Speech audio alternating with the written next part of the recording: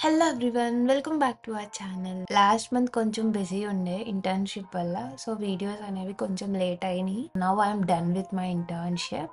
ఈ మంత్ నుండి ప్రతి వీక్ రెగ్యులర్గా పోస్ట్ చేయడానికి ట్రై చేస్తాను. ప్రీవియస్గా డిఎస్ఏ పైన ఒక వీడియో చేశాను. మీలో ఇంకా ఎవరైనా వీడియో చూడకపోతే please do watch that video. And చాలా మంది కమెంట్ చేశారు డిఎస్ఏ గురించి, రెజ్యూమ్ గురించి, ప్రాజెక్ట్స్ గురించి. నేను ఈ వీడియోస్ అన్ని 1 by 1 పోస్ట్ చేస్తూ ఉంటాను. సో ఈ వీడియోస్ మీ వరకు రావాలి అంటే సబ్స్క్రైబ్ చేసుకోవాలి కదా. So make sure to subscribe our channel. DSA తర్వాత చాలా కమెంట్స్ అయితే రెజ్యూమ్ మీద వచ్చినాయి. సో ఈ వీడియో అయితే మొత్తం రెజ్యూమ్ గురించే ఉంటుంది. మీరు ఎన్ని స్కిల్స్ ప్రిపేర్ అయినా, ఎన్ని ప్రాజెక్ట్స్ చేసినా, మిమ్మల్ని మీరు ఇంటర్వ్యూలో ప్రెజెంట్ చేసుకోవాలి అంటే, ఇంటర్వ్యూ స్టెప్ వరకు రీచ్ అవ్వాలి అంటే రెజ్యూమ్ అనేది చాలా important. Because resumes short list అయితేనే మనం నెక్స్ట్ స్టెప్కి వెళ్తాము ఇంటర్వ్యూ వరకు.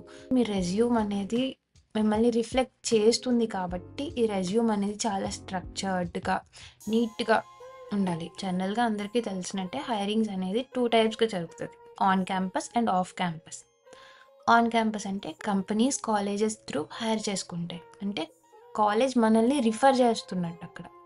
అండ్ ఆఫ్ క్యాంపస్ అంటే ఇట్స్ ఎ ఓపెన్ హైరింగ్, అంటే వాళ్ళ కెరీర్ పోర్టల్లో జాబ్ రోల్స్ ఓపెన్ అవుతాయి, అందరూ అప్లై చేసుకుంటారు కదా. ఆఫ్ క్యాంపస్లో రెజ్యూమ్ షార్ట్ లిస్ట్ అవ్వట్లేదు అంటే దట్స్ ఓకే, బికాజ్ చాలా కాంపిటీషన్ ఉంటుంది. కాలేజ్లో అయితే 1000 మెంబర్స్ అప్లై చేస్తారు 1 రోల్కి, బట్ ఆఫ్ క్యాంపస్లో అయితే మినిమం 8000, 9000, ఇంకా చాలా. That depends on the company. ఒక 50,000 మెంబర్స్ కూడా అప్లై చేయొచ్చు. అందులో మన రెజ్యూమ్ ఎంత స్ట్రక్చర్డ్గా ఉన్నా సెలెక్ట్ అవ్వకపోవచ్చు.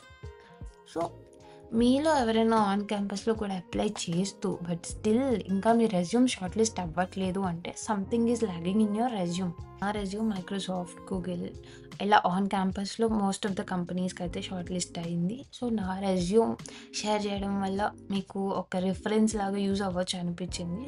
By the end of the video I will share my resume. First అసలు రెజ్యూమ్ ఎలా షార్ట్ లిస్ట్ అవుతుంది, రెజ్యూమ్ షార్ట్ లిస్టింగ్ ప్రాసెస్ అయితే చూద్దాం. ఫస్ట్ మనం ఒక జాబ్ రోల్కి అప్లై చేసినప్పుడు ఆ జాబ్ రోల్కి హండ్రెడ్స్ ఆఫ్ అప్లికేషన్స్ లేదా థౌజండ్స్ ఆఫ్ అప్లికేషన్స్ రావచ్చు. సో ఈ అప్లికేషన్స్లో ఉన్న రెజ్యూమ్స్ అన్నీ ఫస్ట్ ఏటీఎస్ స్కానర్తో స్కాన్ చేస్తారు. ఈ ఏటీఎస్ స్కానర్ ఎలా వర్క్ చేస్తుంది అంటే, ఫర్ సపోజ్ మీరు డెవాప్స్ రోల్కి అప్లై చేశారు. ఇప్పుడు డెవాప్స్ రోల్ అంటే ఏంటి? క్లౌడ్ ప్లాట్ఫామ్స్ మీద ఎక్స్పీరియన్స్ ఉండాలి. AWS, Azure, GCP, Google cloud platform, వీటిపైన ఎక్స్పీరియన్స్తో పాటు సిఐసిడి పైప్లైన్స్, కంటైనరైజేషన్, వీటిపైన ఐడియా కూడా ఉండాలి మనకి. ఇప్పుడు డెవాప్స్ రోల్కి ఒక 2000, 3000 రెజ్యూమ్స్ వచ్చాయనుకోండి. ఫస్ట్ ఏటీఎస్ స్కానర్ అంటే అదొక సాఫ్ట్వేర్ లాగా, లేదంటే ఇట్స్ సమ్ ఆన్లైన్ టూల్. ఈ technologies and tools AWS, Azure, CICD, containerization, GCP, Google cloud platform, ఇవన్నీ వాళ్ళు అక్కడ ఫిల్టర్ పెట్టుకుంటారు. జనరల్గా మనం ఎప్పుడైనా సరే ట్రైన్ బుక్ చేస్తున్నప్పుడు కానీ, బస్ బుక్ చేస్తున్నప్పుడు కానీ ఫిల్టర్ పెట్టుకుంటాం కదా. అంటే డే టైమ్స్లో ట్రావెల్ చేద్దామన్న వాళ్ళు డే టైమ్ అని ఫిల్టర్ పెట్టుకుంటారు. సో అట్లనే ఈ డెవాప్స్కి రిలేటెడ్ ఉన్న స్కిల్స్ అన్నీ ఎవరి రెజ్యూమ్లో ఉన్నాయి, యూఎస్, ఎజోర్, సిఐసిడి, కంటైనరైజేషన్, వాళ్ళు ఇట్లా కీవర్డ్స్ ఫిల్టర్ పెట్టుకుంటారు ఆ టూల్లో. ఏటీఎస్ స్కానర్ ద్వారా ఎప్పుడైతే మన రెజ్యూమ్ స్కాన్ అవుతాయో, ఇందులో ఎవరి రెజ్యూమ్స్లో అయితే వాళ్ళు పెట్టుకున్న ఫిల్టర్ కీవర్డ్స్ ఉంటాయో రెజ్యూమ్స్ మాత్రం నెక్స్ట్ స్టేజ్కి వెళ్తాయి. మిగతా అప్లికేషన్స్ అన్ని వాళ్ళు ఇన్యాక్టివ్ చేసేసి రిజెక్ట్ చేసేస్తారు. సో ఇది జనరల్గా జరిగే ప్రాసెస్. అందరికీ కామన్ డౌట్ రావచ్చు, మరి వాళ్ళు ఏం ఫిల్టర్ పెట్టుకున్నారో మనకి ఎలా తెలుస్తుంది అని. మనం ఎప్పుడైనా సరే ఏదైనా కంపెనీకి అప్లై చేసుకునేటప్పుడు ఫస్ట్ ఆ జాబ్ డిస్క్రిప్షన్లో ఉన్న ప్రతి టూల్ అండ్ టెక్నాలజీ మన రెజ్యూమ్లో ఉండాలి. అప్పుడు ఖచ్చితంగా షార్ట్ లిస్ట్ అవుతుంది. ఏటీఎస్ స్కానింగ్ ఫేజ్లో పాస్ అయిన రెజ్యూమ్స్ అన్ని హైరింగ్ మేనేజర్కి వెళ్తాయి. ఈ హైరింగ్ మేనేజర్ అనేవాడు ఈచ్ రెజ్యూమ్ని 6 to 10 seconds మాత్రమే చూస్తాడు. బికాస్ దానికి చాలా రెజ్యూమ్స్ ఉంటాయి చూడడానికి. ఒక్కొక్కటి డీటెయిల్డ్గా చదివే అంత టైం ఉండదు. అతను అనుకున్న రిక్వైర్మెంట్స్ బట్టి ఏ రెజ్యూమ్ అయితే ఉంటుందో వాటిని షార్ట్ లిస్ట్ చేసి నెక్స్ట్ స్టేజ్కి తీసుకెళ్తారు. It might be an interview or online assessment. ముందు ఓన్లీ స్కిల్స్ ఎవరి రెజ్యూమ్లో ఉన్నాయో వాళ్ళ రెజ్యూమ్ అనేది ఏటీఎస్ స్కానర్లో పాస్ అయిపోయింది. ఈ స్కిల్స్ని యూజ్ చేసి ఎవరు ప్రాజెక్ట్స్ చేశారు, ఎవరికి ఎక్స్పీరియన్స్ ఉంది, ఇంటర్న్షిప్స్ ఆర్ జాబ్ ఎక్స్పీరియన్స్ ఎవరికి ఉంది ఈ స్కిల్స్ పైన, లేదంటే అఫీషియల్ సర్టిఫికేషన్స్ ఎవరు చేశారు ఈ స్కిల్స్ పైన, అట్లా కూడా చెక్ చేస్తారు. మనం ఇప్పుడు మన రెజ్యూమ్ని ఎలా ప్రిపేర్ చేసుకుంటే ఈ 2 phases దాటి నెక్స్ట్ స్టేజ్కి షార్ట్ లిస్ట్ అవుతాము, ప్రాజెక్ట్స్ ఎట్లా పెట్టుకోవాలి, ఏంటి సర్టిఫికేషన్స్ ఎలా చేయాలి ఫ్రీగా, దీనికి రిలేటెడ్ అని మనం ఇప్పుడు చూద్దాం. మీరు ఎప్పుడైనా ఏ కంపెనీకి అప్లై చేసినా whether it may be on campus or off campus ఖచ్చితంగా మీ రెజ్యూమ్ని అయితే ఎడిట్ చేసుకోవాలి. జాబ్ డిస్క్రిప్షన్లో ఉండే each and every main keyword related to skills and technologies అవన్నీ మీ రెజ్యూమ్లో ఉండాలి. చాలామంది ఏంటంటే కలర్ రెజ్యూమ్స్ వాడతారు, క్రియేటివిటీ అంతా చూపిస్తారు కలర్స్ వాడి రెజ్యూమ్లో. సో ఎప్పుడైనా సరే రెజ్యూమ్లో బ్లాక్ అండ్ వైట్ మాత్రమే ఉండాలి. ఎప్పుడైతే అంత క్రియేటివిటీ చూపిస్తారో మీ రెజ్యూమ్లో అక్కడ మీ కలర్స్ హైలైట్ అవుతాయి. అక్కడ ఉన్న కంటెంట్ అనేది రిక్రూటర్కి కరెక్ట్గా కన్వే అవ్వదు. రెజ్యూమ్ అనేది బ్లాక్ అండ్ వైట్లో మాత్రమే ఉండాలి. నేను కింద కొన్ని టెంప్లెట్స్ లింక్స్ మెన్షన్ చేశాను, ATS ఫ్రెండ్లీ రెజ్యూమ్ అనేది. In case if your resume is not good అని మీకు అనిపిస్తే మీరు అక్కడికి వెళ్ళి కూడా ఎడిట్ చేసుకోవచ్చు. ఆన్లైన్లో చాలా ATS టూల్స్ ఉన్నాయి. నేను నా రెజ్యూమ్ అప్లోడ్ చేసి నేను కూడా చెక్ చేసుకునేదాన్ని స్కోర్ ఎంత వస్తుంది నా రెజ్యూమ్కి అని. బట్ కంపెనీస్ వేరే డిఫరెంట్ యూస్ చేస్తాయి. బికాజ్ ఇవన్నిటిలో ఒక్కొక్కటి ఒక్కొక్కలా చూపిస్తుంది. మనం ఏది ట్రస్ట్ చేయలేము. ఇట్లా JDలో ఉన్న స్కిల్స్ అన్ని మీ రెజ్యూమ్లో ఉండేటట్టు చూసుకోండి. అండ్ ఇఫ్ పాసిబుల్ నేను చెప్పినట్టే ప్రాజెక్ట్స్ కూడా ఆ టెక్నాలజీస్కి రిలేటెడ్ ఉన్నట్టు చూసుకోండి. ఇంకొంతమంది పర్సనల్ డీటెయిల్స్ మెన్షన్ చేస్తారు, అంటే name, father's name, mother's name, father occupation, age, date of birth, ఇవన్నీ అవి అసలు రెజ్యూమ్లో మెన్షన్ చేయక్కర్లేదు. రెజ్యూమ్ అనేది it's a document that presents your professional side. మీరు పర్సనల్ ఇన్ఫర్మేషన్ ఇంక్లూడ్ చేయక్కర్లేదు. Better avoid personal information. Professional information include చేయండి. Education, course work ఏం చేశారు, కాలేజ్లో ఏం కోర్సెస్ నేర్చుకున్నారు, స్కిల్స్, ఎక్స్పీరియన్స్, సర్టిఫికేషన్స్, అకాంప్లిష్మెంట్స్, ఇట్లా ప్రొఫెషనల్ సైడ్ అనేవి మెన్షన్ చేయండి. ఇట్లా డేట్ ఆఫ్ బర్త్ ఇదంతా అక్కర్లేదు వాళ్ళకి. అండ్ ఆల్సో ఫోటో కూడా మీరు ఇంక్లూడ్ చేయాల్సిన పని ఏమీ లేదు.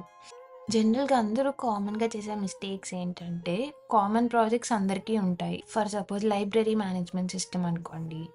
ఒక student library management system C++ use చేసి జస్ట్ కన్సోల్లో ప్రింట్ అవుట్ చేస్తాడు. అంటే 1 క్లిక్ చేస్తే బుక్ రెంట్ తీసుకోవడం, 2 క్లిక్ చేస్తే బుక్ రిటర్న్ ఇవ్వడం. అది చాలా బేసిక్ ప్రాజెక్ట్. సెకండ్ స్టూడెంట్ వచ్చి ఇదే ప్రాజెక్ట్ని కొంచెం కాంప్లెక్స్గా చేస్తాడు, స్ప్రింగ్ బూట్ యూస్ చేసి, లేదంటే సమ్ అదర్ టెక్నాలజీస్ C++ కాకుండా లైవ్ వెబ్సైట్లా క్రియేట్ చేస్తాడు. అంటే లైబ్రేరియన్కి సపరేట్గా లాగిన్ అయ్యేటట్టు, స్టూడెంట్ సపరేట్గా లాగిన్ అయ్యి బుక్స్ రిక్వెస్ట్ చేసుకున్నట్టు. ఇట్లా బోత్ స్టూడెంట్స్ రెజ్యూమ్లో లైబ్రరీ మేనేజ్మెంట్ సిస్టమ్ అనే పెట్టుకుంటారు. టెక్నాలజీస్ మెన్షన్ చేయలేదనుకోండి, అక్కడ recruiter first C++ related library management system project చూసినప్పుడు ఇది బేసిక్ ప్రాజెక్ట్లే అనుకుంటారు. సెకండ్ ఎవరైతే స్ప్రింగ్ బూట్తో చేశారో ఈ లైబ్రరీ మేనేజ్మెంట్ సిస్టమ్, తను కూడా స్కిల్స్ మెన్షన్ చేయలేదు. అప్పుడు రిక్రూటర్కి ఏమనిపిస్తుంది, ఇంకా లైబ్రరీ మేనేజ్మెంట్ సిస్టమ్ చూడగానే పక్కన పడేస్తాడు, ఇది కూడా బేసిక్ ప్రాజెక్ట్లే C++తో కన్సోల్లో ప్రింట్ అయ్యేటట్టు అని. సో మీరు ఎప్పుడైనా ఏదైనా ప్రాజెక్ట్ రెజ్యూమ్లో పెట్టారు అంటే పక్కన టెక్నాలజీస్ అనేవి మెన్షన్ చేయాలి. ఏమేమి టెక్నాలజీస్ యూజ్ చేశారో అప్పుడే మీ ప్రాజెక్ట్లో ఉన్న కాంప్లెక్సిటీ అతనికి అర్థమవుతుంది. Certifications are the proof of your skill. అంటే మీకు నిజంగా స్కిల్ ఉంది అనేవి చూపించేదే సర్టిఫికేషన్స్. ఇన్ని ఎక్కువ సర్టిఫికేషన్స్ మన రెజ్యూమ్లో ఉంటే మన రెజ్యూమ్కి అంత వెయిటేజ్ వస్తుంది. సో మనీ కట్టి సర్టిఫికేషన్స్ చేయాలా అంటే అక్కర్లేదు, చాలా ఫ్రీ సర్టిఫికేషన్స్ ఉన్నాయి. సో GFG అనేది కొన్ని కోర్సెస్కి ఫ్రీ సర్టిఫికేషన్స్ ఇస్తుంది. సో అక్కడి నుంచి మీరు ప్రిపేర్ అవ్వచ్చు. MongoDB ఫ్రీ సర్టిఫికేషన్ ఉంది. ఇట్లా ఫ్రీగా ఉండే సర్టిఫికేషన్స్ ఏవైతే ఉంటాయో అవన్నీ మనం కోర్స్ కంప్లీట్ చేసుకుంటే మనకి సర్టిఫికేట్ జనరేట్ అవుతుంది. సో ఆ సర్టిఫికేట్ లింక్ అనేది మీ రెజ్యూమ్లో మెన్షన్ చేసుకోండి. సో వీడియో లెంతీ అయిపోతుంది కాబట్టి నేను ఫ్రీ సర్టిఫికేషన్స్ ఎలా చేయాలి అనేది నెక్స్ట్ వీడియోలో చెప్తాను. కొన్ని వెబ్సైట్స్ ఉన్నాయి, అందులో మనకి Udemy ఫ్రీ కోర్సెస్ వస్తాయి. అండ్ ఆల్సో సర్టిఫికేషన్స్ కూడా చాలా ఫ్రీగా వస్తాయి. ఆ వెబ్సైట్ గురించి నేను నెక్స్ట్ వీడియోలో చెప్తాను. రెజ్యూమ్తో పాటు మీకు ఒక పోర్ట్ఫోలియో ఉందనుకోండి, అది ఇంకా మిమ్మల్ని బాగా ప్రెజెంట్ చేస్తుంది. మీ ప్రాజెక్ట్స్ అన్నీ ఒక దగ్గర కనిపిస్తాయి. ఈచ్ అండ్ ఎవ్రీ ప్రాజెక్ట్కి లైవ్ లింక్ మీరు డిప్లాయ్ చేసినవి ఉంటాయి కదా, లేదా అక్కడ మెన్షన్ చేయండి. GitHub రెపో లింక్ అక్కడ మెన్షన్ చేయండి. ఇట్లా స్ట్రక్చర్డ్గా ఉంటే రిక్రూటర్కి కొంచెం అట్రాక్ట్ అవుతుంది మన రెజ్యూమ్ అండ్ పోర్ట్ఫోలియో. ఇట్లా షార్ట్ లిస్ట్ అయ్యే ఛాన్స్ కూడా ఎక్కువ ఉంటుంది. ఎడిటర్ ఏం కాదు పోర్ట్ఫోలియో, బట్ ఉంటే ఎక్కువ షార్ట్ లిస్ట్ అయ్యే ఛాన్సెస్ ఉంటాయి. So better create a portfolio. చాలామంది టైం వేస్ట్ చేసుకుంటారు ప్రాజెక్ట్స్ పైన.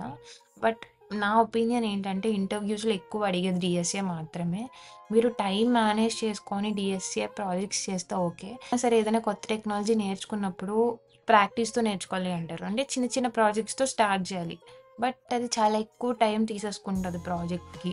DSA చేసే టైం కూడా ఉండదు. But most of the companies అన్నీ ప్రాజెక్ట్స్ మీద కాన్సన్ట్రేట్ చేస్తాయి, బట్ DSA పైన ఇంకా ఎక్కువ కాన్సన్ట్రేట్ చేస్తాయి. So better more focus on DSA. అసలు డిఎస్సి ఎలా ప్రిపేర్ అవ్వాలి, మీలో ఎవరైనా ఇంకా నా ప్రీవియస్ వీడియో చూడకపోతే ఇక్కడ డిస్ప్లే చేస్తాను, go watch our previous video on DSC. అసలు డిఎస్సితో స్ట్రక్ అయి ఉన్న video will give you complete information for beginners and every one who are struck with DSC. అయినా సరే మీకు ఒక 2 మేజర్ ప్రాజెక్ట్స్ ఉండేటట్టు చూసుకోండి. జస్ట్ 2 ప్రాజెక్ట్స్ ఉంటే చాలు రెజ్యూమ్కి. ఆ ప్రాజెక్ట్స్తో కూడా ఏఐ ఇంక్లూడ్ చేయడానికి ట్రై చేయండి. ఏ కంపెనీ అయినా ఏది లాంచ్ చేసినా, ఏ ప్రోడక్ట్ని లాంచ్ చేసినా ఖచ్చితంగా అందులో ఏఐ ఉంటుంది. మన ప్రాజెక్ట్లో ఏఐ ఉంటే అది కొంచెం సిగ్నిఫికెంట్గా అనిపిస్తుంది. ఏఐని ఇంక్లూడ్ చేసి మీ ప్రాజెక్ట్స్ చేయడానికి ట్రై చేయండి. అన్ని ATS ఫ్రెండ్లీ రెజ్యూమ్ లింక్స్ కూడా కింద డిస్క్రిప్షన్లో మెన్షన్ చేశాను. Case if your resume is not good అనిపిస్తే ఈ టెంప్లెట్స్ని యూస్ చేసి ఎడిట్ చేసుకోండి. ఎవ్రీ ప్రాజెక్ట్ పక్కన లేదంటే ఎవ్రీ సర్టిఫికేషన్స్ పక్కన లింక్స్ మెన్షన్ చేయండి కుదిరితే. ఎక్కువ స్ట్రక్చర్డ్గా నీట్గా అనిపిస్తుంది రిక్రూటర్ చూస్తే. జనరల్గా రిక్రూటర్ చూసినప్పుడు ఆ skills projects okay, but links కూడా మెన్షన్ చేసి అది లైవ్ సైట్స్కి రీడైరెక్ట్ అయితే గుడ్ అనిపిస్తుంది కదా.